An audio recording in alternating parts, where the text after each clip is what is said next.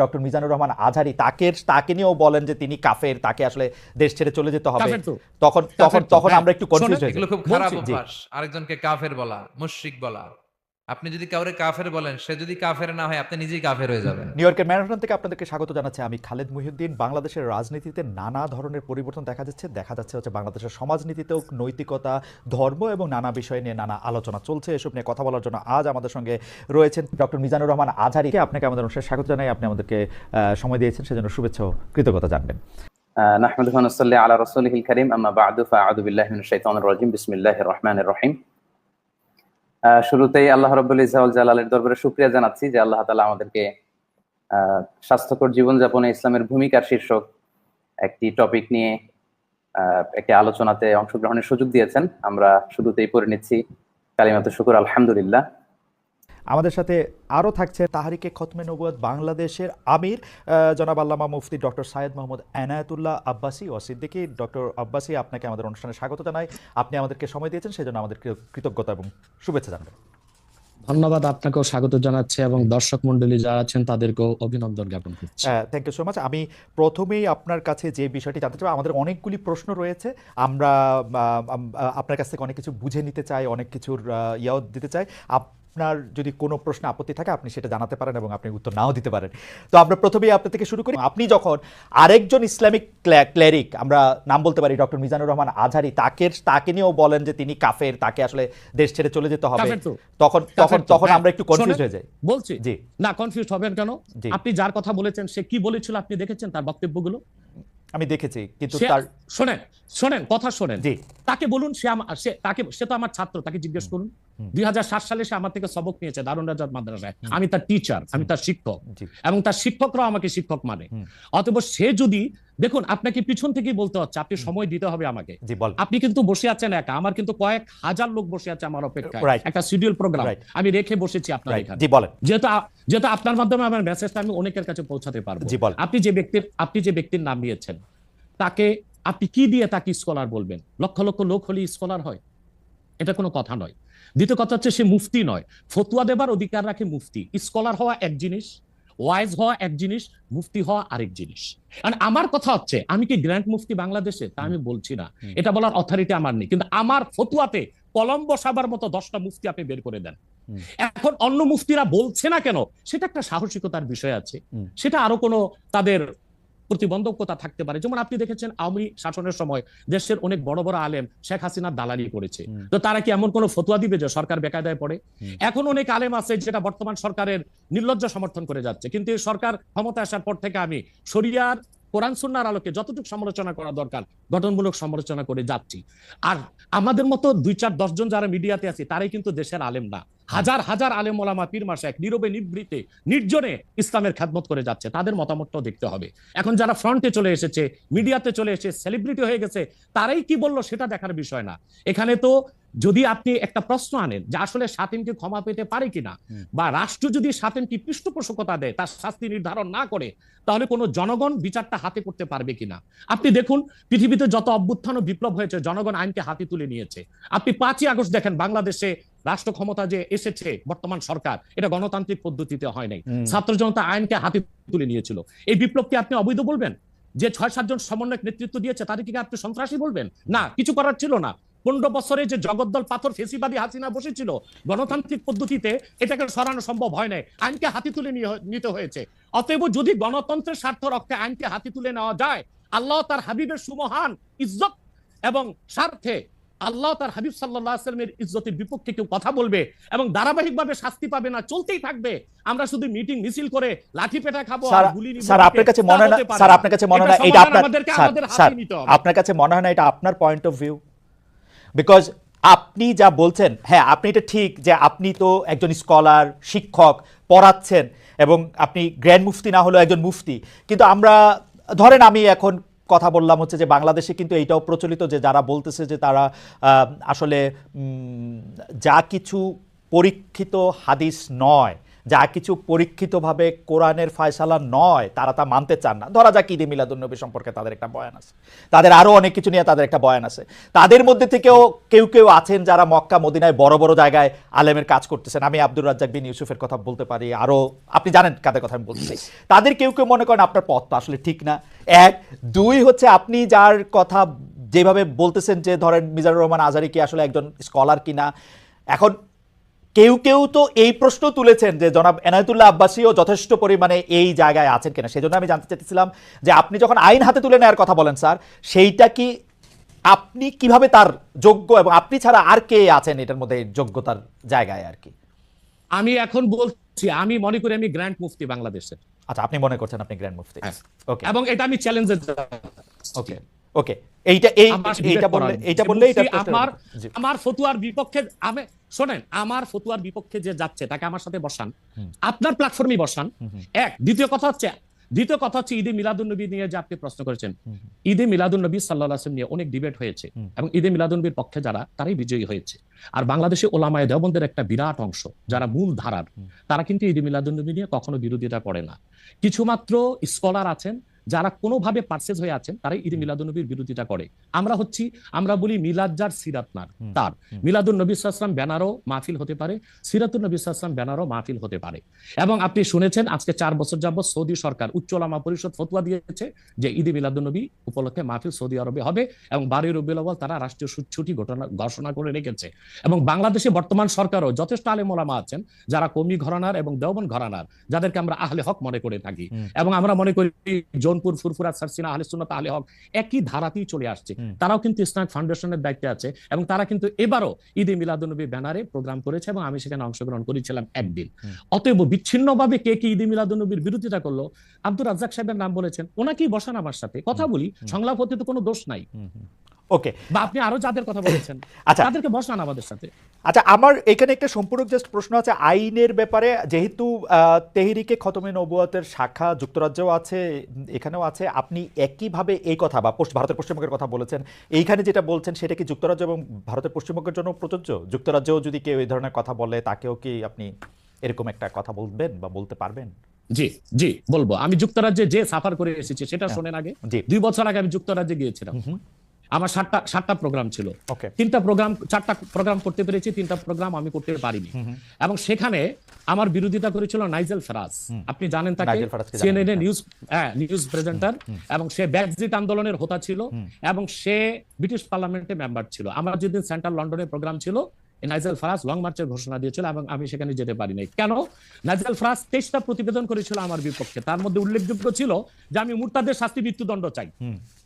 But British police আমাকে arrest করেনি এবং ব্রিটিশ পুলিশ আমাকে শুধু প্রোগ্রাম করতে দেয়নি সহিংসতা বেশির জন্য। কিন্তু আমি রানীকে গালি দিয়েছি, সেটাও সেখানে তুলে ধরা হয়েছে। আমি রানীকে গালি দেওয়া যায় ইংল্যান্ডে? হ্যাঁ, মুরতাদের শাস্তি মৃত্যুদণ্ড চেয়েছি, সেইটা 23টা প্রতিবেদন করে আমার এই বক্তব্য ফতোয়াগুলো সেখানে লন্ডনে দেখানো হয়েছে। আমি বাংলাদেশে যে চরিত্র, লন্ডনে সেই চরিত্র, পশ্চিম বাংলায় সেই চরিত্র। ওকে, আমি এবার একটু, আপনি যেহেতু মুফতি এবং নিজেকে পরিচয় দিলেন গ্র্যান্ড মুফতি, আমি একটা বিষয় একটু আপনাকে একটা বিষয় একটু আপনার দৃষ্টি আকর্ষণ করতে চাই। সেটি হচ্ছে যে আপনি মানে আপনার কাছ থেকে বুঝে নিতে চাই স্যার, যে যদিও আপনি আসলেই আমার চেয়ে বয়সে ছোট, কিন্তু আসলে বিদ্যায়, বুদ্ধিতে, শিক্ষায়, অনেক কিছুতে, মানে জ্ঞানে আপনি আমার চেয়ে বড় বলে আপনাকে স্যার সম্বোধন করছি আমি। না, আপনি বলেছেন যে মসজিদে গিয়ে নারীদের জন্য বা মহিলাদের জন্য জামাতে নামাজ আদায় করা মাকরু। কিন্তু আমি আপনার এই বক্তব্যটার পরিপ্রেক্ষিতে আমি দেখতে পাচ্ছি যে এটা তো বরং মাকরু নয়, কেউ কেউ এটাকে মুস্তাহাব বা এনকারেজ বলতে চান। অনেকে উদাহরণ দিচ্ছেন আয়েশা, যিনি প্রফেটের স্ত্রী ছিলেন, রাদিয়াল্লাহু আনহা, হ্যাঁ আয়েশা রাদিয়াল্লাহু আনহা, উনি ইমামতি করে মেয়েদের নামাজ পড়িয়েছেন এবং যে জায়গায় আপনি এটা মুকরু বলছেন ওই জায়গায় কেউ মুস্তাহাব বলতে গিয়ে আপনার বক্তব্যের বিরোধিতা করছেন। এটা নিয়ে আপনি যদি আমাদের একটু বলেন। এটা আমি চ্যালেঞ্জ করছি, ওপেন চ্যালেঞ্জ। আম্মা জান আয়েশা রাদিয়াল্লাহু তাআলা আনহা কখনোই ইমামতি করেননি, বরং জাকওয়ান ইমামতি করেছিল, পিছনে তিনি নামাজ পড়েছিলেন। সেটা ফরজ নামাজ ছিল না, তারাবিয়ার নামাজ। আপনাকে যে তথ্য দিয়েছে সে ভুল তথ্য দিয়েছে। ওকে, সেটা মেয়েদের নামাজ পড়াটা মুস্তাহাব কিনা? হ্যাঁ, দ্বিতীয় হচ্ছে আল্লাহর হাবিব সাল্লাল্লাহু আলাইহি ওয়াসাল্লামের নূরের জামানায় মসজিদ নববীতে মহিলাদেরকে অ্যালাউ করা হতো, তারা নামাজে আসতেন। কিন্তু আল্লাহর হাবিব সাল্লাল্লাহু আলাইহি ওয়াসাল্লাম মহিলাদেরকে নিরুৎসাহিত করেছিলেন, নিষেধ করেন নাই। কারণ মহিলাদেরও দিন শিখা বাকি ছিল এবং আল্লাহর হাবিব সাল্লাল্লাহু আলাইহি ওয়াসাল্লামের কাছে ওহী আসতো, সেজন্য মহিলাদের নিষেধ করা হতো না, তারা মসজিদে আসতেন। হযরত ওমর রাদিয়াল্লাহু তাআলা আনহু তার খেলাফতের সময় বলেছেন মহিলাদের জন্য ঘরেই নামাজ পড়াটা উত্তম। তখন প্রচুর পরিমাণ সাহাবী উপস্থিত ছিলেন, তারা হযরত ওমরের এই কাজে কেউ বাধা দেননি। সেজন্য মহিলাদের মসজিদে আসাটা হারাম নয়, মাকরু বলা হয়েছে জামাতে আসা। কারণ আম্মাজান আয়েশা রাদিয়াল্লাহু তাআলা আনহা নিজেও বলেছিলেন যে বর্তমানে মানে ১৫০০ বছর আগেই আম্মাজান আয়েশা বলেছেন যে এখন মহিলাদের মসজিদে না আসাই উচিত ফিতনার এই সময়। তো ১৫০০ বছর আগে যদি ফিতনার আশঙ্কা করে আম্মাজান আয়েশা মসজিদ নববীতে মহিলাদের আসাটাকে নিরুৎসাহিত করে থাকেন, তাহলে হযরত ওমর রাদিয়াল্লাহু তাআলা আনহুর সিদ্ধান্তটা সঠিক ছিল। আর বর্তমান যুগে সেটা আমরাও নিরুৎসাহিত করি, এজন্যই মাকরু বলি। মাকরু মানে হারাম নয়, খুব কঠিনভাবে নিষিদ্ধ নয়, জাস্ট নিরুৎসাহিত করা।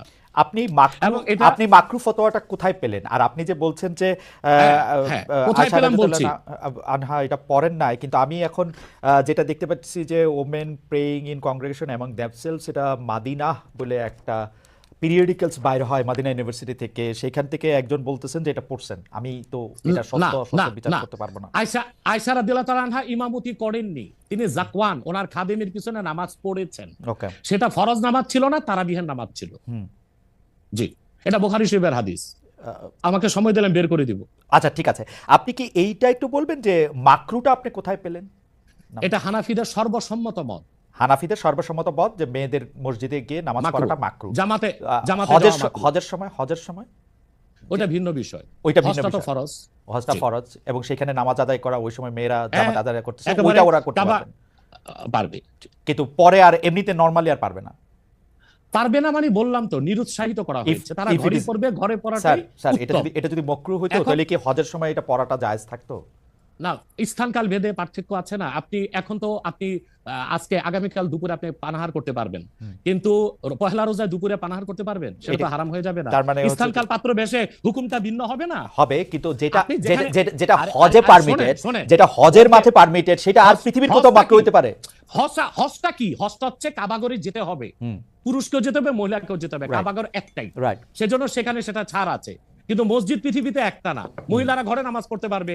হ্যাঁ, তারপর আমরা এটা বলে থাকি, যেমন কোন মহিলা ঢাকা গেল শপিং করার জন্য, এখন নামাজের সময় হলো, সে বাড়িতে আসতে নামাজ কাজা হয়ে যাবে, সে বাইতুল মোকাররম যে নামাজ পড়ে নেই, মহিলাদের জন্য যদি সুব্যবস্থা থেকে পড়তে পারবে।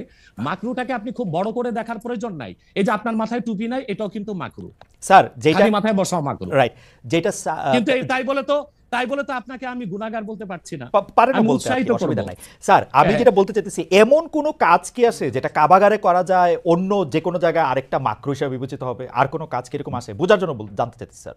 হ্যাঁ, বোঝার জন্য বলতেছি। যেমন কাবাগরে উপস্থিত হলে ওযু অবস্থায় যেতে হবে, অন্য কোনো জায়গায় গেলে ওযু অবস্থা লাগবে না। কেউ যদি হজ করতে ইহরাম বাঁধে, স্ত্রীর সহবাস তার জন্য হারাম যতদিন কাবাগরে, না, যেটা কাবাগরে করা যায় সেটা অন্য কোথাও হারাম আছে কিনা? কাবাগর, হ্যাঁ, হারাম আছে। যেমন কাবাগর তোয়াফ করা হচ্ছে ফরজ, হজের একটা ফরজ, কিন্তু পৃথিবীর অন্য কোনো ঘর কোনো জায়গায় তোয়াফ করা যায় না, সেখানে যেটা যে অন্য জায়গায় যায় না। মানে যেহেতু কাবাগর তোয়াফ করা যায়, মানে কাবাগর শুধু তোয়াফের জায়গা, কাবাগর তোয়াফ করা ফরজ, কিন্তু পৃথিবীর অন্য কোনো মসজিদ বা আল্লাহর ওলির কোনো কবর বা মাজার তো তোয়াফ করা যাবে না, সেটা তো শিরক। আচ্ছা, তাহলে স্থানকাল পাত্র ভেদে এবং সময়ের ভিন্নতার কারণে হুকুম পরিবর্তন হয়। যেমন আমি আপনাকে একটা উদাহরণ দিয়েছি, আগামীকাল আপনাকে দুপুরে খেতে হবে, সেটা খাওয়া আপনার জন্য সওয়াবের কাজ। আল্লাহ বলেছেন কুলু ওয়াশরাবু, খাও পান করো, কিন্তু ঠিক পহেলা রোজার দিন দুপুরে আপনি খেতে পারবেন না, সেটা হারাম। অথবা মাকরুর বিষয়টাও স্থানকাল পাত্র ভেদে তো পরিবর্তন হবে। লাস্ট কোশ্চেন এই সিরিজে জাস্ট বোঝার জন্য, আমাদের অনেক দর্শক জানাচ্ছেন যে সৌদি আরব সহ ইসলামী বিশ্বের অনেক দুনিয়ায় মেয়েদের জামাতে নামাজ পড়ার ব্যবস্থা মসজিদে আছে, তাহলে সেই ব্যাপারটা কি মাকরু কিনা, এবং তাদের শরিয়া বোর্ড সেইটাকে আসলে পরীক্ষা করছে কিনা? আবার বলেন তো প্রশ্নটা। এমন অনেক মুসলিম দেশ আছে, সৌদি আরব সহ, আরব দেশ সহ, যেখানে জামাতে মেয়েদের নামাজ পড়ার ব্যবস্থা আছে। বিশেষ করে রমজানের সময় তো তারাবির নামাজের ক্ষেত্রে মেয়েরা অনেকেই যান, তো সেই ক্ষেত্রে তারা এই মাকরুর ব্যাপারটা অবগত কিনা, তাদের শরিয়া ব্যাপারটার দিকে নজর রাখছে কিনা? আপনি হয়তো ভুলে গেছেন আমার উত্তরটা। হানাফি মাযহাব মতে মাকরু। আমরা যেহেতু মাযহাব হানাফি মানি, এই জন্য মাকরু, কিন্তু সৌদি আরবে হানাফি মাযহাব না, হাম্বলি মাযহাব, সেখানে মাকরু না। আচ্ছা, মানে হানাফি মাযহাব মতে মাকরু। ওকে, আমি পরের আপনার বক্তব্যটা নিশ্চয়ই অন্য আলেমরাও শুনেছেন, তারা তাদের মতো করে তারা ব্যাপারটা বিবেচনা করে দেখবেন। আমরা এটা শুনলাম। এইবার নেক্সট প্রসঙ্গে বা প্রশ্নে আপনাকে নারীদের নামাজের ব্যাপারে একটা হাদিস শোনায় দিচ্ছি, সহিহ মুসলিম, হাদিস নাম্বার 1027। আন আমরাতা বিনতে আব্দুর রহমান أنها أخبرته أن عائشة زوج النبي صلى الله عليه وسلم قالت لو أدرك رسول الله صلى الله عليه وسلم ما أدرك النساء لمنعهن المسجد পরিষ্কার সহিহ মুসলিমের হাদিস হযরত আমরা বিনতে আব্দুর রহমান বলেন রাসূল সাল্লাল্লাহু আলাইহি সাল্লামের সহধর্মিণী আল্লাহর হাবিব সাল্লাল্লাহু আলাইহি ওয়াসাল্লামের স্ত্রী আম্মা জান আয়েশা রাদিয়াল্লাহু তাআলা আনহা যার কথা বলেছেন তিনি নামাজ পড়েছেন, উনি বলেছেন যে বর্তমানে মহিলাদের এখনকার অবস্থা যদি আল্লাহর হাবিব সাল্লাল্লাহু আলাইহি ওয়াসাল্লাম দেখতেন তাহলে তাদেরকে মসজিদে আসতে নিষেধ করতেন। সহিহ মুসলিম হাদিস নাম্বার 1027। আপনি সেই স্কলারদেরকে বলেন এই হাদিসটার জবাব আমাকে দিতে।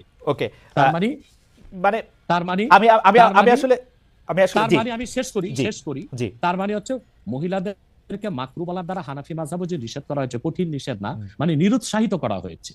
ওকে, ঠিক আছে, এটা নিশ্চয়ই এটা নিরুৎসাহিত করা হয়েছে, এটা আপনি বলছেন নিশ্চয়ই এটা একটা প্রণিধানযোগ্য। আমি দলিল দিয়েছি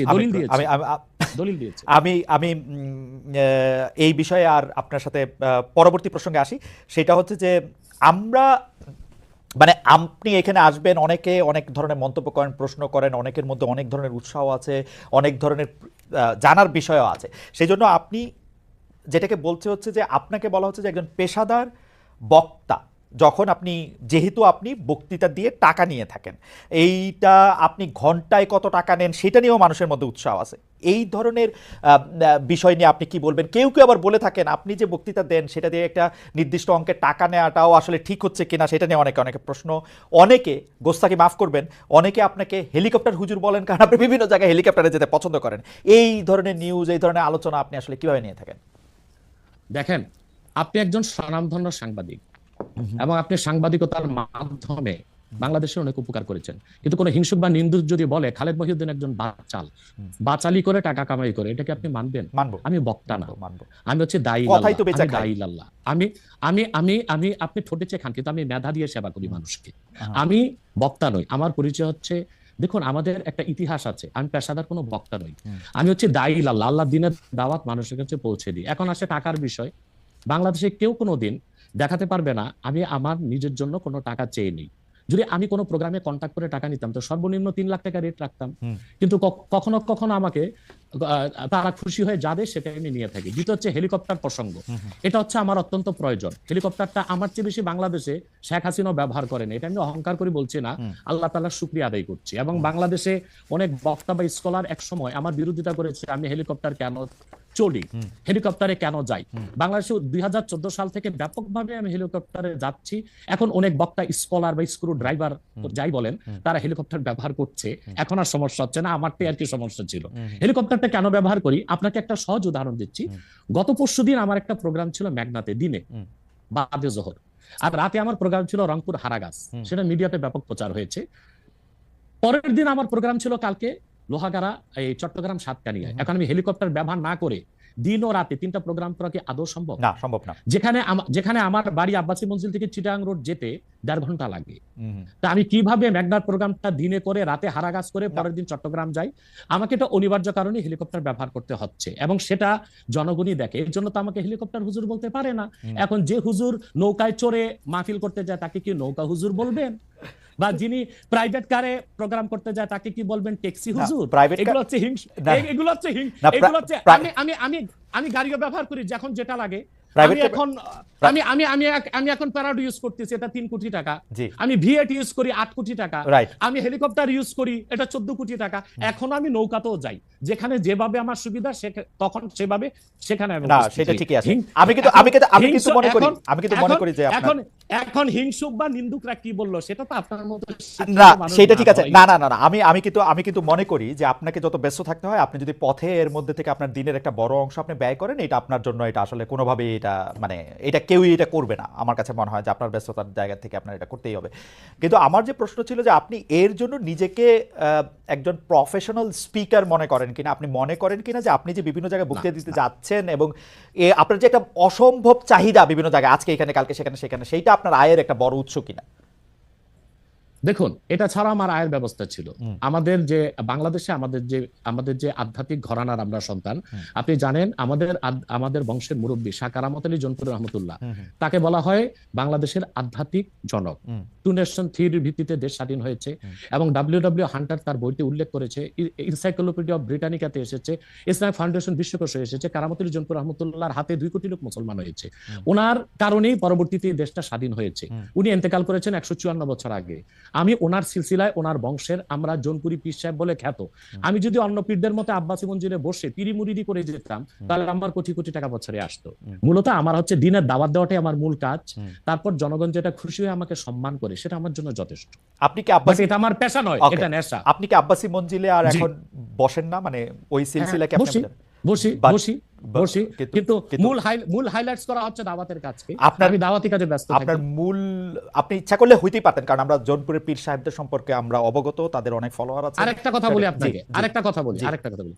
আমি এখনো দিনরাত জেগে আমার ছাত্রদেরকে পড়াই। আমি বুখারী শরীফ প্রথম খণ্ড আমার ছাত্রদেরকে পড়াই। তো শুধু মাদ্রাসায় পড়িও আমি কয়েক লাখ টাকা কামাই করতে পারতাম, বই লেখক কামাই করতে পারতাম, কিন্তু আমি মনে করি তৃণমূল পর্যায়ে আল্লাহর কোরআনের দাওয়াত পৌঁছে দেওয়ার জন্য ওয়াজ মাহফিলের কোনো বিকল্প নেই। রাইট, সেই জন্য এটা আমার পেশা নয়, এটা আমার নেশা। এটা আপনার নেশা, কিন্তু আপনি অন্যগুলি যেগুলি আপনি অর্থকরী দিতে পারতেন সেগুলি তো আপনি নেন নাই।